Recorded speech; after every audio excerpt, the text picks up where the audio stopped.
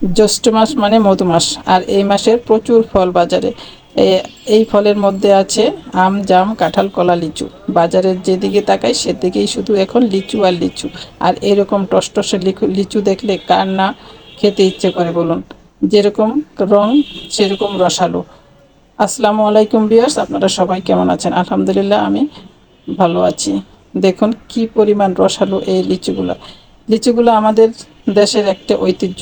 সারা বছর আমাদের দেশে লিচু থাকে না, কিন্তু এই জ্যৈষ্ঠ মাস আসলেই প্রচুর লিচু আসে। আমাদের দেশের উত্তর অঞ্চলে রাজশাহী, দিনাজপুর জেলাতে বেশি লিচু জন্মে। সেই জেলাগুলোতে বড় বড় বাগানে এই লিচুগুলোর চাষ করা হয়। এটা আমাদের দেশের একটি সম্পদ। বিভিন্ন জাতের লিচু আছে, যেমন মাদ্রাজি লিচু, বোম্বাই লিচু, বেদানা লিচু ইত্যাদি অনেক রকমের নাম শোনা যায়। যদিও আমাদের এলাকায় বা সারা বাংলাদেশেই অল্প অল্প পরিমাণে লিচুর গাছ দেখতে পাওয়া যায়, কিন্তু দিনাজপুর, রাজশাহী অঞ্চলেই বেশি লিচুর চাষ হয়ে থাকে বলে আমরা জেনে থাকি। এই মাস আসলেই যখন লিচু আসে বাজারে, তখন মনে হয় যে প্রতিটা ঘরে ঘরে লিচু নিয়ে আসে, সবাই কিনে।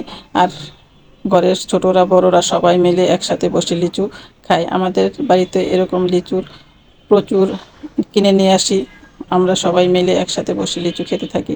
দেখুন এই লিচুগুলো কত সুন্দর আর কত রসালো। খোসাটা ছাড়ালে মনে হয় টসটসে, একদম রসে ভরপুর। এটা যেভাবেই খোসা ছাড়ানো হয় না কেন, দেখতে যেমন সুন্দর, তেমনি রসে মুখটা ভরে যায়। দেখেই খেতে ইচ্ছে করে, লোভ লেগে যায়। লিচু অতি রসে ভরা এবং রসের টইটুম্বুর ফল এবং সুমিষ্ট ফল বলে জনপ্রিয়তা যেমন শীর্ষে, তেমনি আমাদের দেশে এই সিজনে জামাই বাড়িতে, মেয়ের বাড়িতে, মেয়ের শ্বশুর বাড়িতে বা আত্মীয় স্বজনের বাড়িতে সবাই এই লিচু নিয়ে বেড়াতে যান, এবং এই লিচু খাওয়ানোর একটা ধুম পড়ে যায়। দেখুন এই লিচুটা কত রসালো আর কত সুন্দর। তো যা বলছিলাম, আমাদের দেশে ঐতিহ্যই হচ্ছে জ্যৈষ্ঠ মাস আসলে মেয়ের বাড়ি মানে মেয়ের শ্বশুর বাড়িতে বিভিন্ন রকমের ফল পাঠাতে হয়। আম, জাম, কাঁঠাল, লিচু। তার মধ্যে লিচু কিন্তু অন্যতম হয়ে থাকে। এই লিচুগুলো যখন আমরা কারো বাসায় নিয়ে যাই, তখন সবাই যেরকম খুশি হয়, তেমনি সবাই মিলে একসাথে খেতেও কিন্তু খুব মজা হয়।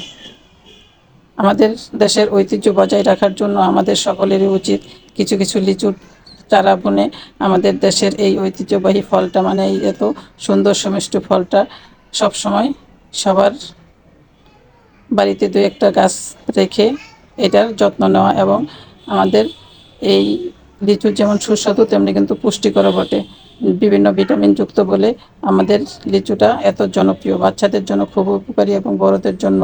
তাই আমরা সবসময় লিচু চাষ করে বা দু একটা গাছ হলেও বনে আমরা লিচুর চাহিদা বা পরিবারের পুষ্টির চাহিদা পূরণ করতে পারি।